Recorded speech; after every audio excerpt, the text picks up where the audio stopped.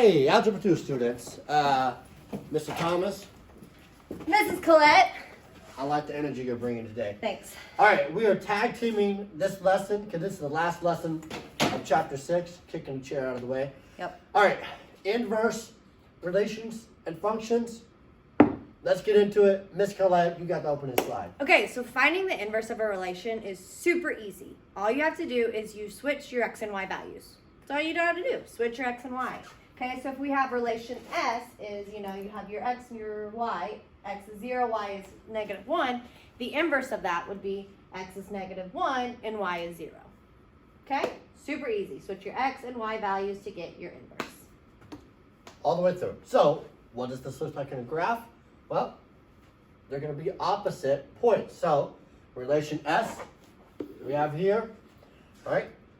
We have 0, -1, right there. And so, I would expect on the other end of the spectrum, if I do the inverse, I'm going to need to put a point at -1 and 0. So, I go all the way over here. The inverse, look right there, that is -1, 0. They're opposite each other, and you do that through all those, that little table that Miss Collette had on the other screen. You're just switching the x's and y's. It's very simple, very easy, but you got to pay attention to detail. Okay, so whenever you have the equation of the inverse, again, still you switch your x and y, and then to find that equation, you solve for y. Okay, so if we have the example, I'm going to come over here real quick. So the Inversing. Oh, I Yeah, see what you did there. Yeah. Okay, so the relation y equals x squared minus 1. To find the inverse of this equation, you simply switch x and y, like we did here. We switched x and y, and then we have to solve for this y right here. By doing that, we add 1 to both sides. So we have x plus 1 is equal to y squared. Okay, we still want to get this y by itself, but we have y squared. To undo that squared, we have to take the square root of both sides. So now we have, remember, square root, that's an even number, so we have our plus or minus, the square root of x plus 1 is equal to y. Super easy. And inverse, switching, lots of switching. Nailed it. Okay, so to solve, first thing you're going to do, switch the x and y. So I'm going to have this as x equals 2y plus 8. And then what am I solving for? Y. Why am I solving for y? Because that's what we're supposed to do. All right, solving for y. So I'm going to subtract 8 from each side. My calibration's off, but that's all right. This becomes x minus 8 equals 2y. Then, to get my y by itself, divide by 2. This cancels, and then I can simplify this. Now on MathXL, I don't know how simplified they want you to get. I'm going to come over here with it. Actually, I'll go right here. So they may want you to write it like this.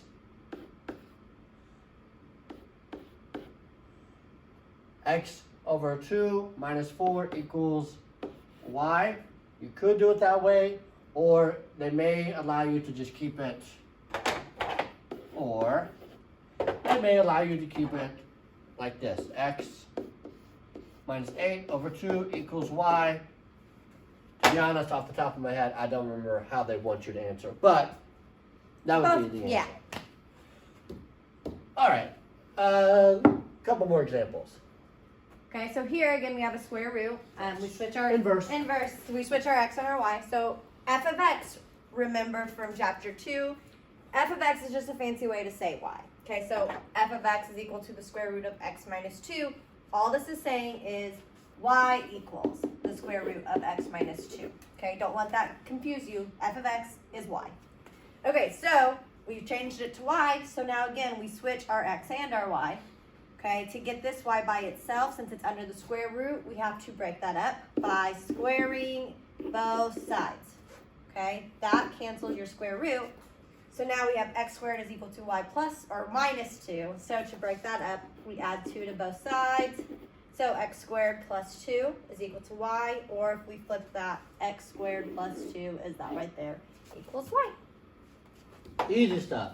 Inverse. Super easy.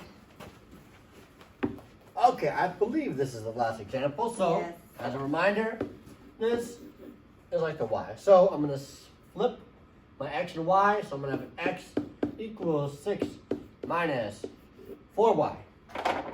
I'm going to subtract 6 from each side.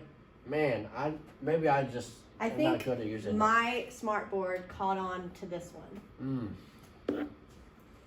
This may be rough. All right. Hey, that looks pretty good. Okay. X minus 6 equals negative 4y. And we're going to have a similar situation to what we had last time when I did the example.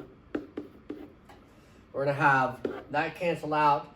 And I'm going to be left with, I'm going to go and rewrite this with the y on the left side.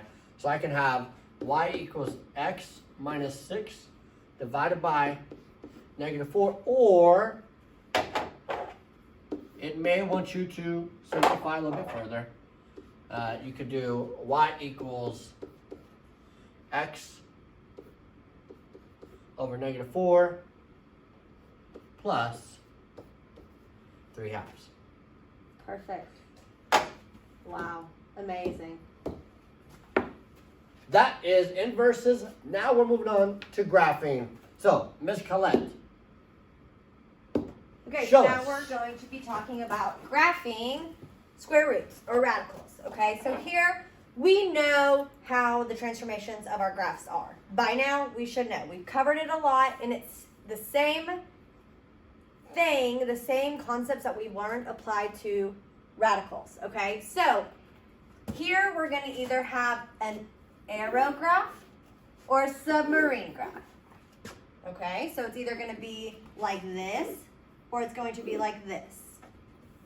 Okay, so if you recall, this negative makes it a submarine. Okay, negative, and then if it's positive, it's the arrow, it's above. Okay, now our vertex, where our graph starts, recall, we always do this as the opposite. Okay, if it's in parentheses, if it's under the square root, it's always opposite. So we just, if this is a negative 3, our vertex would be a positive 3. And this plus 1 moves it up 1 to be 3, positive 1. So this graph right here, okay, we said was a submarine because of this negative. Okay, our vertex is 3, 1. So it goes over to 3, up 1 here. It's a submarine arrow, okay. All this 1/2 does is it compresses it. We don't care about that specific. As long as you know the shape of the graph, where it starts, which you can gather from our equation, you'll be good to go. Excellent. Thank you, Miss Colette. And one last switch. All right, so graphing this one real quick. Speed graphing. But not very legible. It's pretty bad. All right, so first thing I want to look at is the front to figure out is an arrow going up or a submarine going down. This is going to be an arrow, so I'm just going to draw a little arrow just so I can know in my brain area how it goes. My vertex, I've got a 2 inside of an x with the radical. I'm going to drop that number, switch the sign. I've got a negative 4 outside. That is my vertex, so I'm going to go to negative 2, negative 4, negative 2. I was testing Miss Colette. Man, she's always paying attention to my mistakes. All right, negative 2, negative 4, and then I have the arrow, so it's going to look something like that. We're not concerned about the perfection of like how far it goes up, but that's the main thing that you need to know. All right, that is it for today's lesson. And for chapter 6, we're done. We're done with chapter 6. We did it! High five. All right, we will catch you on the flip side. Adios. Okay, bye.